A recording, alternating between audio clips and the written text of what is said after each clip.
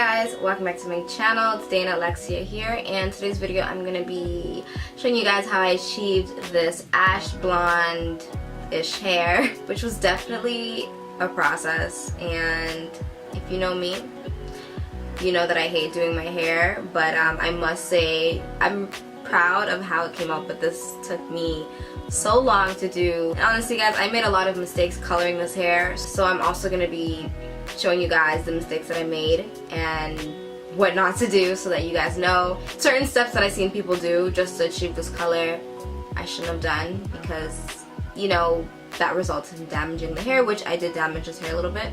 But let's just actually get right into it. I'm also going to be including, like, you know, clips of me actually coloring the hair and toning and all that stuff, but I actually wanted to film this part with some of the products that I use, well basically all the products that I use, so I can explain the importance of them and how to exactly use them, and again pointing out where I went wrong in using some of these things. I did extra steps for no reason because I messed up, and then I had to go back and correct over mistakes, which drove me nuts. So obviously I'm going to start off with telling you guys where the hair is from. This hair is from Beauty Forever hair, and I've been wearing Beauty Forever hair for the past few months. I love their hair. They have such amazing quality hair and amazing customer service. I think this is like maybe my fourth texture I've had from them. I've had the deep curly, the Brazilian deep curly, I've had the Brazilian body wave, I've had Brazilian body wave again, and then this is the Brazilian deep wave. And honestly, this hair before I bleached it was beautiful. Beautiful. Like, it was like not super curly like the deep curly that I did, but it wasn't like the body wave. It was like nice loose deep waves. It was gorgeous, and it was so soft. It was so soft. And honestly, when I go back to black hair, I'm definitely going to do the Brazilian deep wave. And the lengths that they sent me were 18, 22, 24, and 26. So I'm wearing an 18-inch frontal, and the frontal is actually body wave, not deep wave. The last bundle, the 26, from the first time I bleached it, I left the bleach on for way too long, so it was already damaged, because even from the third time I bleached that bundle, it wouldn't lift enough. I don't know why. It was still like a honey brown.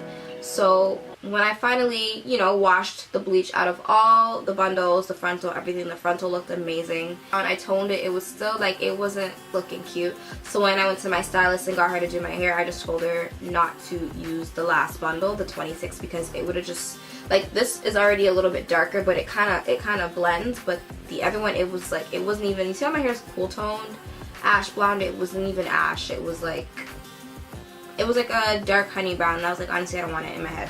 So I told her not to use that one. One thing I will say about this hair is I bleached it 3 times, and you know, the deep wave pattern isn't all the way there. It's still a little bit wavy, but for hair that I bleached 3 times, let me just say that if you are bleaching your bundles, especially to, you know, blonde or ash blonde or any type of those colors where you have to bleach the hair more than once, you have to expect a little bit of damage to the curl pattern and to the texture and all. It's not going to be all flowy and soft and silky. I mean, sometimes if you have a good bleaching experience you can, which I have before, but like the color that I was trying to achieve, it's definitely, it's going to strip the hair, it's going to strip the oils, it's going to strip everything.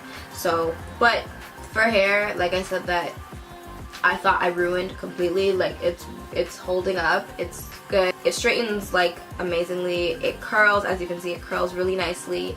I do need to go ahead and put some more of this in it because it's obviously dry, and I haven't put this in since I rinsed the bleach out. So then you get rid of the orange tones and the brassiness, and then you want to go ahead and use your toner.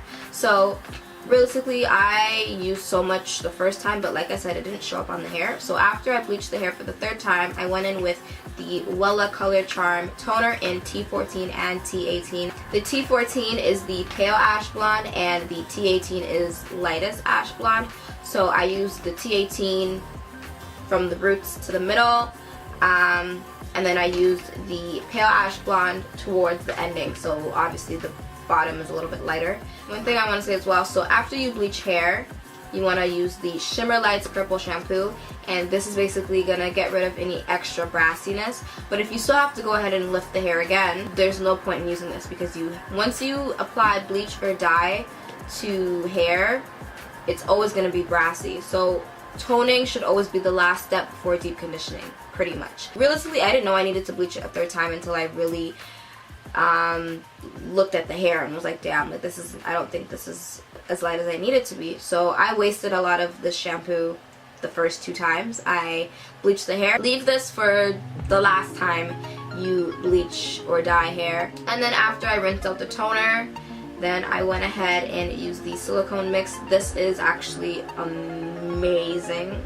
This is actually amazing, and it honestly, the hair felt like butter after. I need to do this again. Like I said before, my hair is dry right now because I've been putting a lot of heat in it and I haven't been, you know, deep conditioning and stuff. And you're supposed to deep condition your bundles every week anyways, and it's been about almost 2 weeks since I've had this hair in. So okay, so moving on to how to actually achieve this hair color, the first step is bleaching. And so you're going to need 40 volume developer, and you're going to need some powdered bleach. So I have the bucket, but I also have the packets. I actually just recommend getting the bucket because, well, for me it was like $15, and the packets are like $3.99 a pack. And if you're doing like, you know, 3 bundles and a closure or a frontal, you're going to need at least 4 to 5 packs. So it's just smarter to buy the bucket because you end up saving more. Anyways, so you're going to go ahead and pour the 40 volume developer into the mixing bowl with the powder and mix it up. And you want to get it to a really good consistency. You don't want the consistency to be too thick because it won't spread over the hair that well, but you also don't want it to be too liquidy, like watery, but you want it to be a nice creamy consistency, especially because if you're working with 3-4 bundles plus a closure and a frontal, you want to be able to spread the product and stretch it fairly. That way you have enough for all the hair that you will be bleaching. So I'm starting off with bleaching the frontal, and I'm starting off with the ends first. One, because the roots of hair just tend to die faster than the ends. And I also wanted the ends to be the lightest part of the hair. I wanted it to be lighter than both the middle and the roots. And I'm bleaching the hair on top of the aluminum foil because aluminum foil actually helps to stimulate heat, which helps to speed up the hair lifting process.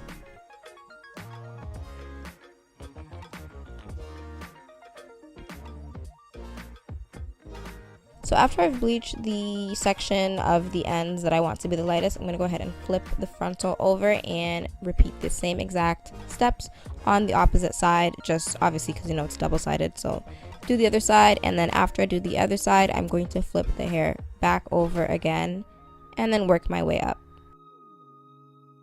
So as I'm working my way up and now focusing towards the roots, I wanted the roots to be darker and I didn't want to add too much bleach to the roots. So once I got to where I think I wanted the ash blonde to start, I started to do light vertical strokes on the hair so that you don't have like a line of exactly where the ash would start, because that looks very unnatural and doesn't flow nicely. This is going to help give you that nice natural ombre. It's going to be, you know, not super perfect and not super exact. So after I'm done working on that and have done both sides of the hair, you want to let it sit for about 20 to 35 minutes. Honestly, the time's going to vary depending on the hair and how fast it takes to bleach. So you just want to keep checking every 5 to 10 minutes, but you don't want to pass 45 minutes just to avoid damaging the hair. And this is the first mistake that I made, because after I rinsed it out, obviously, as you can see, it didn't lift light enough. So I went ahead and completed the bleaching process all over again. And what I should have done is waited a few days or at least a week before doing this, but I'm still going to show you guys, you know, me doing it over again, because after waiting a few days or at least a week, this is what you want to do again if the hair doesn't bleach light enough the first time, which it's most likely not going to, because in order to get ash blonde hair, you have to tone it, and to tone it, it has to reach a certain level of blonde. You can't tone auburn, honey brownish hair and get ash blonde. So after you've bleached the frontal, you want to go ahead and repeat the bleaching process on the remainder of the other bundles, and basically following the same exact steps, working at the ends first and working your way up. And I know sometimes applying bleach to hair in the process can actually get the hair to tangle, especially usually when you are not working with a straight hair texture. I'm working with like a loose deep wave, so I did get a little bit of tangling when I applied the bleach. So I just took a wide tooth comb or brush, and you can just detangle the hair after spreading the bleach on top. And then once you detangle the hair, you're able to see the hard to reach areas and like the little spots that you've missed.